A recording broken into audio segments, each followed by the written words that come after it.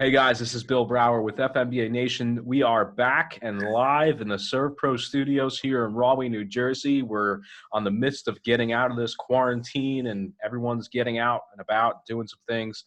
And today we've got Dr. Michael Bizzaro and Dr. Julie Tropeano. We're going to check in today, see how things have been going. It's been a long, drawn-out quarantine, much needed, but I think I could be safe to say that we all need to be out and about in our regular lives and getting back into our normal routines. And who knows what that's going to be, right? But Dr. B, Dr. Julie, thanks for joining me. Appreciate you guys taking the time to chat today. And how are things going with you guys? As far as, picking up from our last podcast, I mean, the activity has been consistent, with phone calls.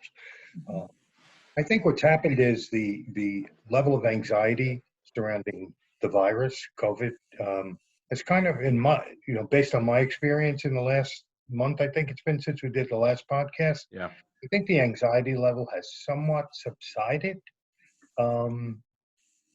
or kind of decreased, or perhaps people are even managing it better. It could be that as well.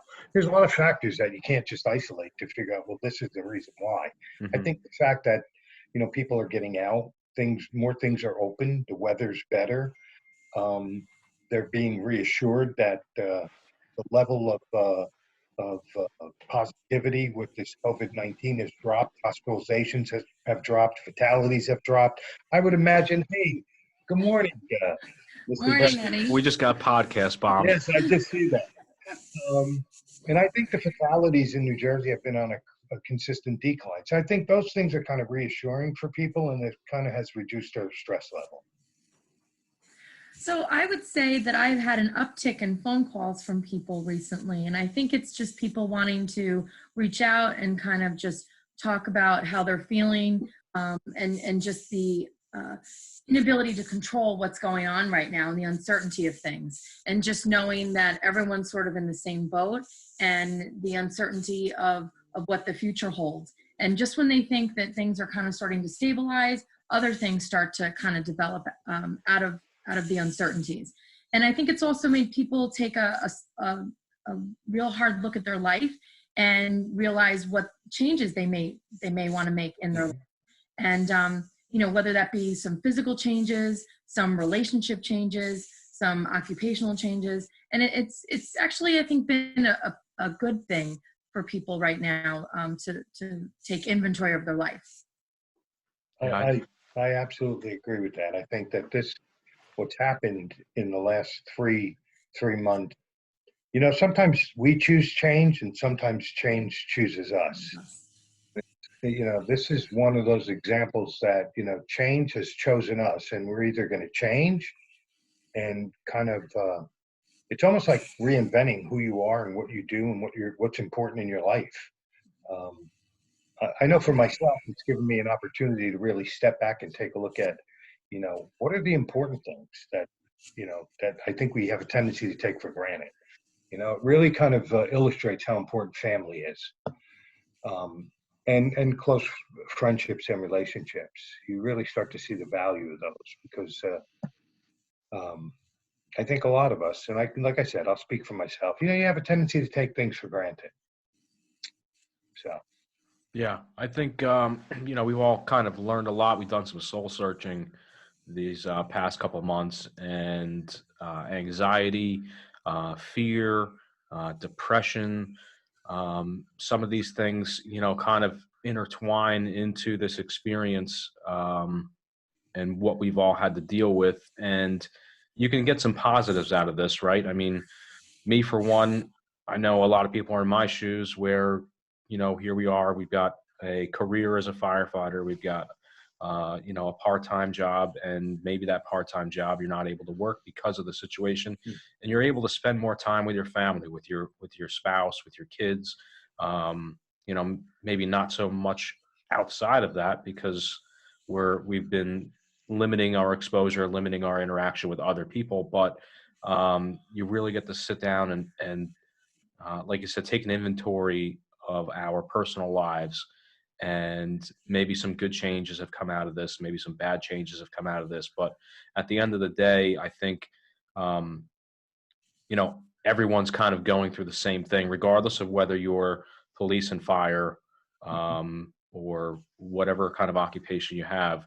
You're coming out of this as a changed person. Now, police and fire, first responders, dispatchers may have um, some added emotions to that because they've been on the front lines. They've been working day in and day out and dealing with all this craziness that's been going on. And maybe their mindset is a little bit different. So what are some of the things that you guys have been seeing that have been challenging these past couple of months, and talking with some of the people you've been talking with, and helping some of those people? What are some of the challenges you guys have been posed with? Well, I think, some of the challenges that I've dealt with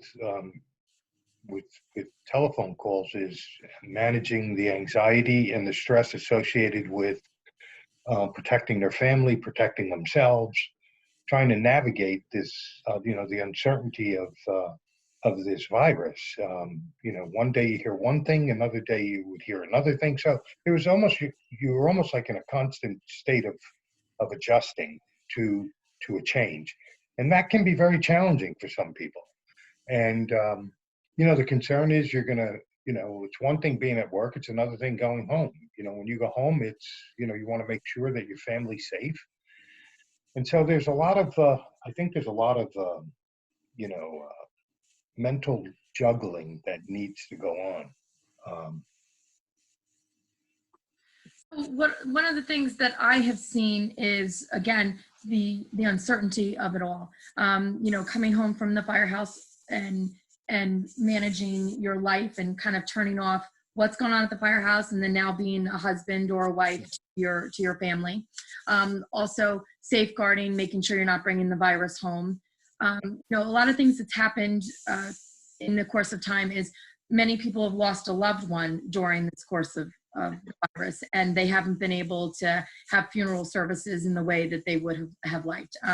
I know, I, for one, my grandmother passed away during this COVID, and we weren't allowed to have a funeral in the way that you would have liked. And, that was really challenging for that. So, what I found in a lot of patients that called me was, some anger developed out of that, some regrets, things like that. And that sort of sparked conversations of, well, how do I want to change my life moving forward? This COVID has really made me step back and say, all right, I was living my life one way. This COVID has made me look at my life and say, I want to live my life differently. I want to have different relationships with people in my life. I want to have more meaningful relationships with people, so that when, an example, someone does pass away, I don't have regrets, things like that. So I think it's actually strengthened some people's relationships with their, current family, extended family, and the like. Yeah. So we were talking briefly before we jumped on this call about some of the, I guess, processes, as you would call it. You had mentioned this DBT Wisemind. Yes. I have no idea what that is. So I'm sure the majority of our listeners and watchers, viewers, have no idea what that is. So can you kind of jump into that a little bit, explain what that is, and maybe, tell us more about it. Tell us what it's all about. Go ahead, Dr. Tropeano. You can segue in, and I'll add my commentary afterwards. So, there are times in our lives where we are overly emotional, moody, or reactive. And we kind of go between three states in our life. Wait. Times in our lives are pretty much every single day. Well, every day. We kind of go back and forth between three sort of states in our life. A rational mind state, an emotional state, and then a wise mind. So, what does that mean? Rational mind is, the way you sort of approach something, knowledge-based, you're focused, you're using facts to make a decision. Emotional mind is, exactly what it says. You're reactive to things, you're using your emotions to make a decision about things. And, that sometimes tells us when you're making an emotional decision, how you're really doing in your current state. And then the wise mind is more of, how we're living mindfully, are we making the decision that is best for our current state of living? And we really want to make a combination of the rational mind and the emotional mind to make a good decision, of the wise mind, so that it incorporates both, so that it's really a decision that incorporates our values and our feelings, that make the most important decision, that kind of uses a systematic approach to things. Basically, an individual that spends too much time in one way of a rational or an emotional, you can end up being very frustrated, and you end up having a lot of problems dealing with people in your life, because you spend too much time making emotionally driven decisions, or maybe you're so factual about things that you're not considerate of others. So it's important to bring both thought processes together and make more of an informed decision, where you live more mindfully of things, and you practice sort of a skill set that incorporates both the emotional thinking and the focused thinking of knowledge base when you're trying to live like on a daily basis. I know in practice, and this is kind of like an offshoot of emotional intelligence too. I often refer to I over E, intellect over emotion, which if you can visualize observing yourself out from a distance. So let's say imagine yourself on a football field, but yet you're watching yourself from the stands. And you're actually observing your behavior in an interaction with another human being. And, most of our interactions are with our spouse and family. So how many times have you wanted to say something, realize that maybe if you did say it, it was going to create a conflict, and you were not able to stop yourself from saying it. And the next thing you know, you're engaged in an argument with your significant other. Well, the rational mind might intervene and say, you know what, it might not be the best time to say that. Maybe you need to rethink it, because you might find yourself in some hot water. So, and of course, you then make the conclusion, it's probably a good idea not to say anything. So you don't say anything. But when you can imagine the emotional self, it's kind of like if you shake a bottle of seltzer. It kind of wants to express itself, and it's almost like you have to figure out how to regulate it. Now, I'm obviously putting this in really simple layman terms so you can understand it, but it's kind of like that. You want to say something, and the next thing you know, you have to put a bit in your mouth to kind of hold yourself back, because you're going to get in trouble. How many times have you heard or have been involved in where you've said something and then you've had to clean it up? Oh yeah, quite a bit. I wish I didn't say that. Maybe I could have said it differently, or maybe it would have been better off if I just kept quiet. So that's how it manifests itself in everyday life. I call it the window of opportunity between the emotional mind or self and your rational self. That window opens and closes very quickly. So you have to be very aware when it presents itself, or you'll miss it.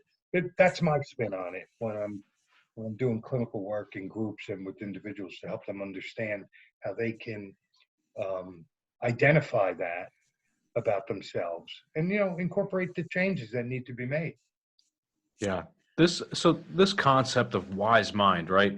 You say we can practice how to think in that mindset. What are some things we can do as individuals, and even more than that, helping others practice that wise mindset, where we can combine both the rational thought process and the emotional thought process, and try and draw the positives from both of those two mindsets to make ourselves better when it comes to these conflicts or situations. Well, my take on it is the first part of any change is awareness.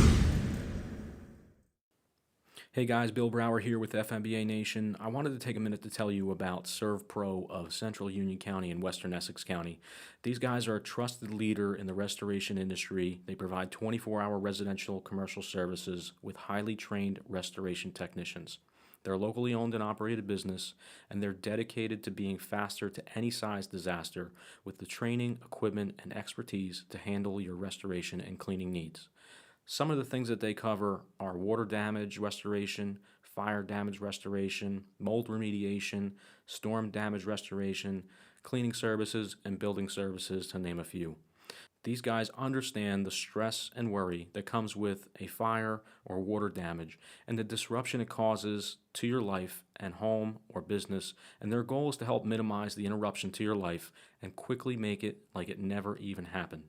Our friends over there, Carl Spinner and Bob Morrison. Carl has over 25 years of experience in the industry. Bob Morrison has over 35 years of service industry sales experience. So don't hesitate to give them a call. You can reach them at 908 233 7070. So you first have to be aware of um, of who you are, how you interact, your emotional self, your intellectual self. So it's kind of like you as an individual you need to take your own temperature and kind of identify, you know, what kind of triggers some of your responses. Okay, so the more aware I am of what I do and how I get in my own way, the more likely I am to be able to intervene on my own behalf. Mm-hmm.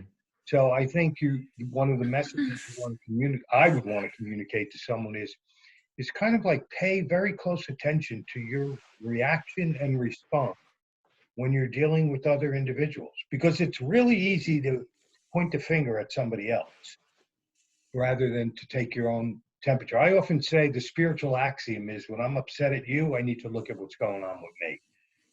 So the better I am able to identify my emotions and what triggers my response and reactions, the more likely I am to make the necessary changes. And then I also have to surround myself with people who are going to be able to, who I trust, who are going to be able to let me know when I, move into a neighborhood where I can get myself into trouble. Mm-hmm. So being willing and open to that kind of feedback is critical. It's important to know, where you spend most of your time. Do you spend most of your time in the emotional piece, or do you spend most of the time in the rational piece? So, if you spend most of the time in the emotional mind, you tend to find yourself exhausted. Your world may be more erratic, chaotic. Things are unpredictable in your world. Things are unstable. A lot of your emotions, your relationships are very intense because it's very reactive and emotionally driven. Mm-hmm. If you spend a lot of time in the rational piece, which we think, well, like, that's great, let's spend our time in rational thinking.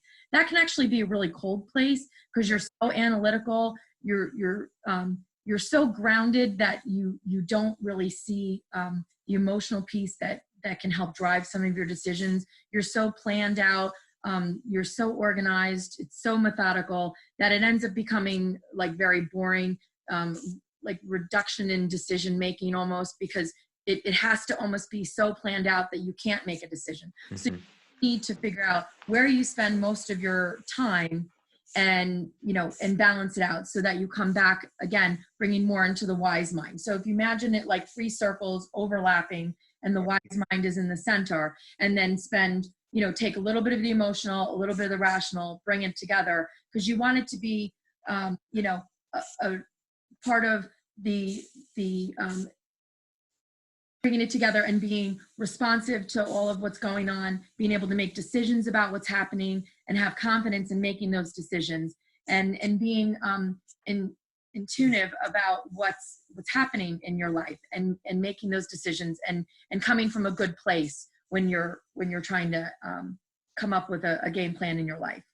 Now here's Billy. I don't know if you can see this, but this is kind of like that's the Venn diagram, right? Yes. That's a diagram of exactly what Dr. Tropeano is talking about. Mm-hmm. You can see the intersection of the circles, the emotional and the rational mind, and that piece that's the wise mind. You can see it's much smaller. Yeah. But that is the one that you want to really kind of work on and improve, because that one's going to bring more satisfaction, joy to your life, and less conflict. It looks like it's very hard to stay in that little spot. It is. Well, listen, it is, but the good news is, and here's the good news, it's kind of like when you recognize how to get there, it becomes easier to get there. Yeah.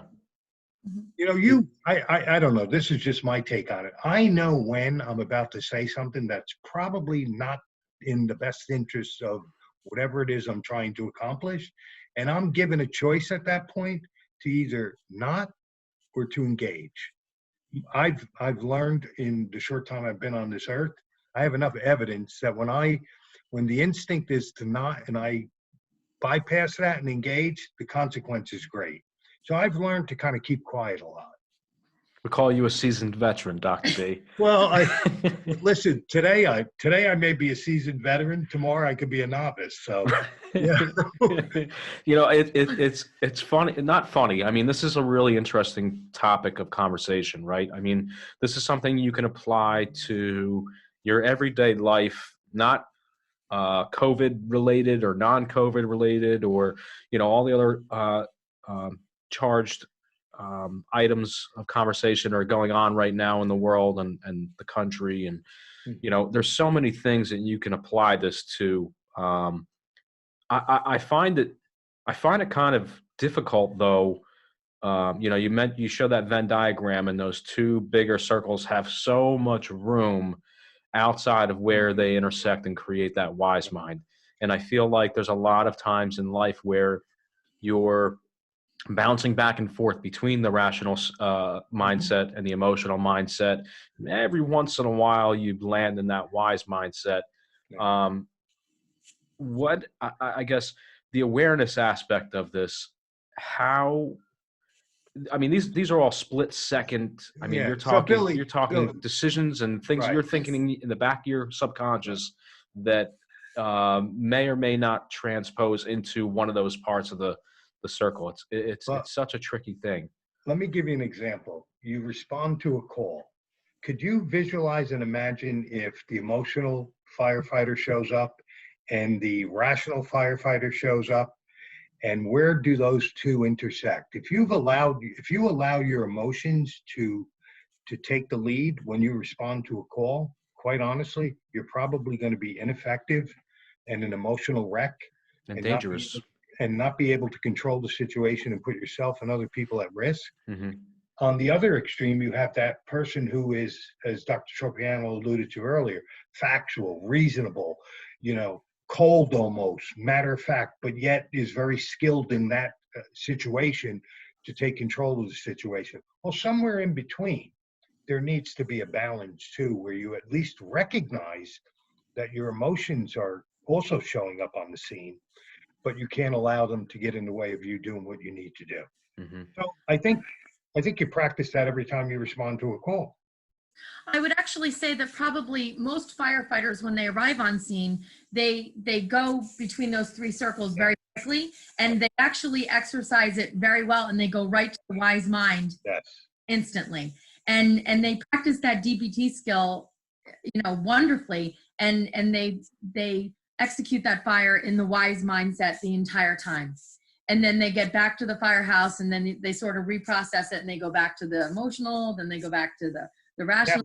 Back and forth. It's just too bad that you couldn't live that mindset more frequently in your regular daily living. Mm-hmm. And you really think about it, like you're talking about being a seasoned vet when situations occur and the parameters are very small with the wise mind. When we go into situations and we think about, are we going to say something that's going to cause a fight with someone, and often be quiet.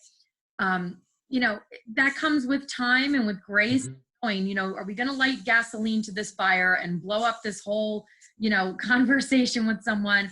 There's a time and a place to do that. And sometimes we can still get our point across without just igniting this whole chaotic presentation when we're dealing with people. But it's also about how you want to live. You can come in and you can have a conflict with someone, and you can just use the emotional piece and come in guns blazing and say what you want to say about a conflict you might be having in the firehouse with another firefighter, and it just become this explosive confrontation.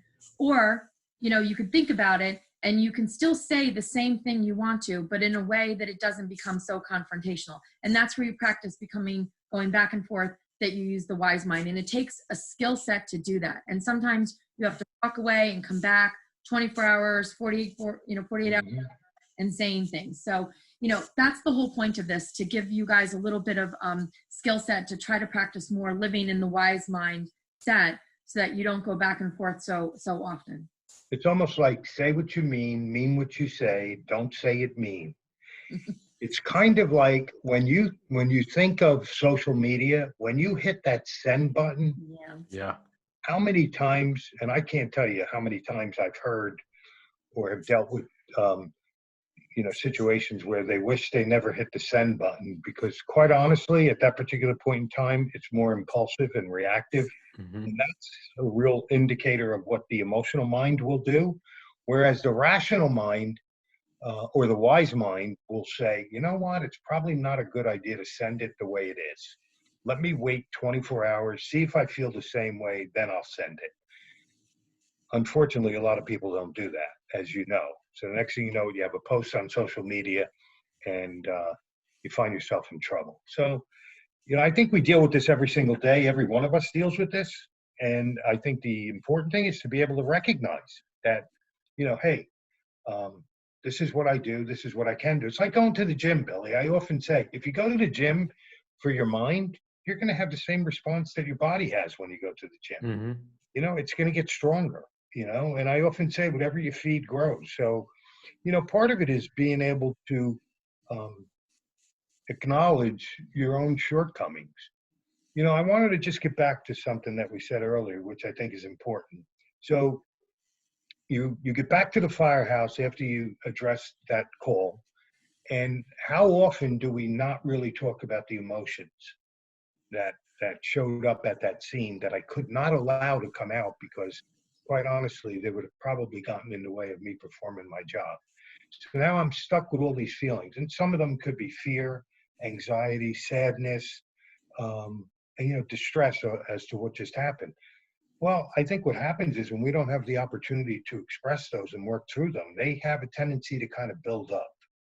And then the next thing you know, we wind up with some full-blown depression, anxiety, post-traumatic stress, because you're not giving yourself permission to kind of talk about what just happened. Mm-hmm. So, those are the secondary dangers that, unfortunately come with the job. Yeah.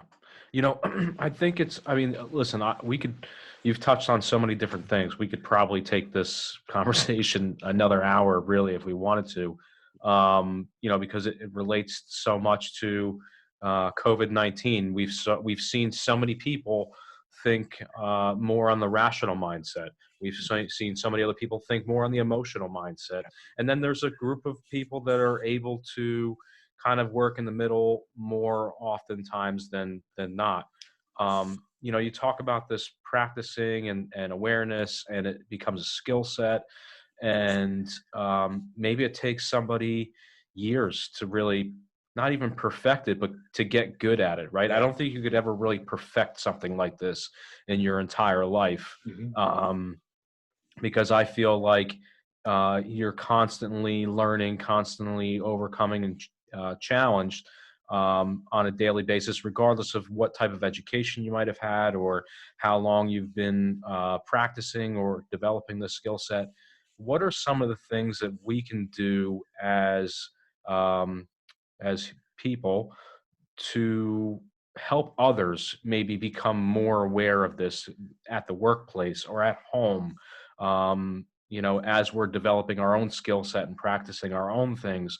What are some things that we can do to help other people kind of come to this realization of this concept of these three different mindsets and where we want to try and stay in the middle? I often say that the best teacher is attraction, not promotion.